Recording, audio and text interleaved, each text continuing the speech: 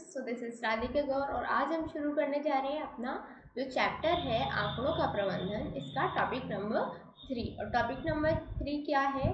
दंड आलेखों का प्रयोग। तो देखिए, दंड आलेख क्या होते हैं, उनका कैसे हम प्रयोग करते हैं, यही हम इस आंकड़ों के प्रबंधन चैप्टर में आज डिस्कस करने जा रहे हैं। तो चलिए शुरू करते हैं।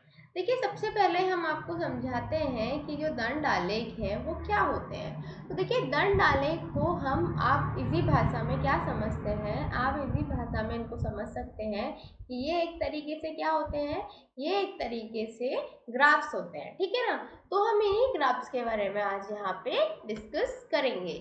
तो देखिए बच्चों, सबसे पहले बात आती है कि जो ग्राफ्स हैं, ठीक है, वो क्या होते हैं, क्यों हम उन्हें पढ़ते हैं। तो देखो, लास्ट ईयर हमने क्या किया था, हमने काफ़ी टाइप से संग्रहित की गई सूचनाओं को एक बारंबारता सारणी मतलब फ्रीक्वेंसी डिस्ट्रीब्यूशन टेबल के रूप में पहले व्यवस्थित करके फिर इन सूचनाओं को चित्रीय रूप में पिक्टोग्राफ और दंड आलेख मतलब बार ग्राफ के रूप में निरूपित किया था। तो ये सब हम किस में पढ़ चुके हैं? 6th क्लास में। क्या क्या पढ़ा था हमने? फ्रीक्वेंसी डिस्ट्रीब्यूशन टेबल पढ़ा था, हमने पिक्टोग्राफ के बारे में पढ़ा था, ठीक है, पढ़ा था या नहीं पढ़ा था? साथ में हमने बार ग्राफ के बारे में भी वहाँ पे पढ़ा था। तो देखिए, बार ग्राफ को क्या कहते हैं? दंड आलेख। क्या कहते हैं? दंड आलेख। ओके, तो देखिए, सबसे पहले आप ये समझने की कोशिश कीजिए कि जो दंड आलेख हैं उनके आधार पर भी हम क्या पता कर सकते हैं? सूचनाएं। क्या पता कर सकते हैं? सूचनाएं पता कर सकते हैं। तो सूचनाओं को जानने के लिए, आंकड़ों से संबंधित सूचनाओं को जानने के लिए ही हम किसका उपयोग करते हैं? दंड आलेखों का उपयोग कर सकते हैं। हम यह भी कह सकते हैं कि सबसे बड़ा दंड, सबसे बड़ा बार क्या है? बहुलक है, ठीक है ना। और यही दंड की बारंबारता निरूपित करता है, ठीक है ना। तो चलिए हम इसी चीज के बारे में थोड़ा और जानते हैं। देखिए, जब भी हम बार ग्राफ्स बनाते हैं तो हमें किसकी जरूरत पड़ती है? हमें एक मापदंड की जरूरत पड़ती है। मापदंड को हम इंग्लिश में कह सकते हैं एक स्केल की जरूरत पड़ती है, एक स्केल की जरूरत पड़ती है। तो पहले हम एक स्केल चुन लेते हैं और उसके बेसिस पे हम दंड आलेख बनाते हैं। तो देखिए, दंड आलेख समान चौड़ाई के दंडों द्वारा संख्याओं मतलब आंकड़ों का निरूपण है तथा दंडों की लंबाई बारंबारताओं और चुने गए स्केल पर निर्भर करती है। उदाहरण के लिए हम क्या समझ सकते हैं? एक दंड आलेख में जहां संख्याओं को इकाइयों में दर्शाना है, आलेख का एक प्रेक्षण के लिए एक इकाई लंबाई को निरूपित करता है। यदि उस संख्याओं को दहाई और सैकड़ों में दर्शाना है तो एक इकाई लंबाई 10 या 100 प्रेक्षण को निरूपित कर सकती है, ठीक है। अब देखिए, कहने का मतलब ये है, यदि हमें 1 से 10 तक की किसी गिनती को दर्शाना था तो हम आसानी से 1, 2, 3, 4 इस तरीके से दंड खींच सकते हैं और 1 यूनिट का डिफरेंस ले सकते हैं। लेकिन यदि यही गिनती बड़ी हो, यदि हमें 10 से 1000 तक की चीज़ को दर्शाना हो, तो यदि एक एक यूनिट लेंगे तो वो बहुत ज़्यादा बड़ा बन जाएगा, ठीक है। तो इसीलिए हम क्या करते हैं? 10 यूनिट को 1 यूनिट के बराबर ले लेते हैं। कुछ इस तरीके से हम एक स्केल ले लेते हैं, एक मापदंड ले लेते हैं और उसके बेसिस हम बार ग्राफ बना देते हैं। उदाहरण देखिए, यहाँ पे देखिए, 6ठी और 7वीं कक्षाओं के जो बच्चे हैं, ठीक है, 200 विद्यार्थियों से उनके मनपसंद रंग का नाम बताने के लिए कहा गया ताकि यह निर्णय लिया जा सके कि उनके स्कूल के भवन का रंग कैसा रखा जाएगा। इसके परिणाम निम्नलिखित सारणियों में दर्शाए गए हैं। देखिए, मनपसंद लाल, हरा, नीला, पीला, नारंगी। विद्यार्थियों की संख्या, लाल को 43 लोगों ने कहा, हरा 19 लोगों ने, नीला 55 लोगों ने, पीला 49 लोगों ने, नारंगी 34 लोगों ने। तो इस दंड आलेख की सहायता से हम निम्नलिखित क्वेश्चनों के आंसर देने हैं। कौन सा क्वेश्चन है? कौन सा रंग सबसे अधिक पसंद किया जाता है और कौन सा रंग सबसे कम पसंद किया जाता है, हमें ये बताना है। और कुल कितने रंग हैं और वे क्या क्या हैं, ये भी हमें इस सारणी का प्रयोग करते हुए उत्तर देना है। तो देखिए, हमने क्या किया? हमने सबसे पहले इससे क्या किया? बार ग्राफ बना लिया। हमने इधर ली विद्यार्थियों की संख्या, ठीक है, और इधर ली हमने रंगों को। यहाँ देखिए, हमने 60 विद्यार्थी तक मान लिए, ठीक है। लाल कितने ने पसंद किया था? 48 ने। हरा, नीला, पीला और नारंगी, ये रंग इतने इतने विद्यार्थियों ने पसंद किए, ठीक है। अब हमने एक इकाई को किसके बराबर माना था? 10 विद्यार्थियों के बराबर माना है, ठीक है ना। तो अब हम यहाँ देख के हम क्या बता सकते हैं कि नीला रंग सबसे मनपसंद रंग है, सबसे ज़्यादा नीला रंग है। कैसे बताया? क्योंकि देखिए नीला रंग का जो डंडा है, जो दंड है, वो सबसे बड़ा है। सबसे बड़ा है इसका मतलब सबसे ज़्यादा विद्यार्थियों ने इसे पसंद किया। हरा रंग सबसे कम मनपसंद है। हरा सबसे छोटा है, तो ये सबसे कम मनपसंद रंग है। यहाँ कितने रंग हैं टोटल? तो देखिए 1 2 3 4 5, 5 दंड है। 5 दंड है, इसका मतलब यहाँ पे टोटल 5 रंग हैं, ठीक है।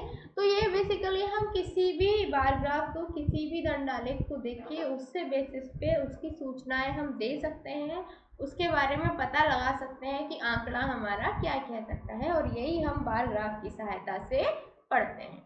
चलिए नेक्स्ट क्वेश्चन देखिए। सपोज करिए आंकड़ों के निम्नलिखित दो समूहों पर विचार कीजिए जो दो नगर आबेरदीन और मार्गरेट में वर्ष के सभी 12 महीनों के लिए धूप रहने के औसत दैनिक घंटों को दर्शाते हैं। ये नगर दक्षिणी ध्रुव के निकट स्थित हैं और इसीलिए यहाँ प्रतिदिन धूप बहुत कम घंटों के लिए रहती है। तो हमने देखा, देखिए धूप के औसत घंटे मार्गरेट में जनवरी में 2, फरवरी में इतना, मार्च में इतना, अप्रैल में, मई, जून, जुलाई, अगस्त, सितंबर, अक्टूबर, नवंबर, दिसंबर, 12 महीने का औसत दे रखा है। आवेर दिन का भी यहाँ पे देखिए ये दिया हुआ है। तो अभी हमें इससे क्या पता लगाना है? हमें ये पता लगाना है कि प्रत्येक नगर में किस महीने में सबसे अधिक धूप रहती है, प्रत्येक नगर में किस महीने में सबसे न्यूनतम धूप रहती है, ठीक है। किसी विशेष महीने में किसी नगर की धूप अधिक घंटों तक रहती है।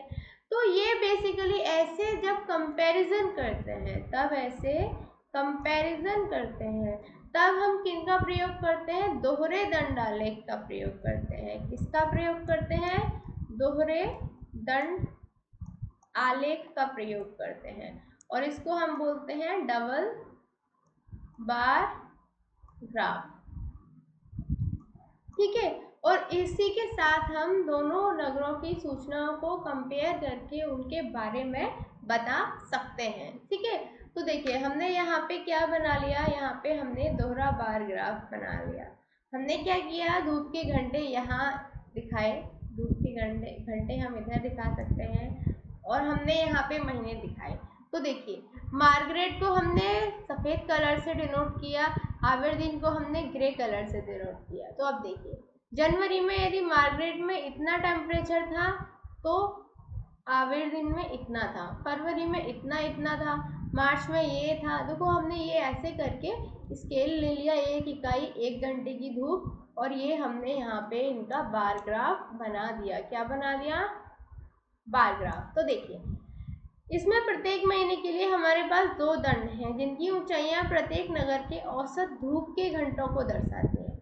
इससे हम क्या निष्कर्ष निकाल सकते हैं? इससे हम ये निष्कर्ष निकाल सकते हैं कि अप्रैल के महीने को छोड़कर अन्य सभी महीनों में मार्गरेट में आबेरदीन की अपेक्षा धूप सबसे अधिक रहती है। देखो आप देख सकते हैं कि मार्गरेट का दंड हर जगह आबेरदीन से बड़ा है, सिर्फ कहाँ पे बड़ा नहीं है? सिर्फ कहाँ पे बड़ा नहीं है? अप्रैल के केस में। सिर्फ अप्रैल के केस में किसका बड़ा है? आबेरदीन का बड़ा है। तो अप्रैल को छोड़ के हर जगह हमने देखा कि मार्गरेट में धूप अधिक रहती है। तो आप इसी प्रकार हम किसी भी शहर के लिए बार ग्राफ बना सकते हैं, दंडालेख बना सकते हैं, और दो शहरों के बीच में धूप का कंपैरिजन कर सकते हैं, रेनफॉल का कंपैरिजन कर सकते हैं। दो शहरों के बीच में हम कोई भी यदि हमें कोई कंपैरिजन करना हो तो वो हम इस बेसिस पे ही कर सकते हैं। तो एक और क्वेश्चन देखेंगे हम, बहुत ही आसान सा क्वेश्चन है देखिए, और आपको समझ भी आएगा। देखिए 6 विभिन्न कक्षाओं के विद्यार्थियों की संख्याएं नीचे दी गई हैं। इन आंकड़ों को एक दंड आलेख द्वारा हमें निरूपित करना है। तो विद्यार्थियों की संख्या 5वीं में इतने हैं, 6ठी में इतने हैं, 7वीं, 8वीं, 9वीं में इतने हैं और 10वीं में इतने हैं। आप स्केल किस तरीके से चुनेंगे? सिंपल सी बात है, हमें 135 तक जाना है जो एक बहुत बड़ा नंबर है।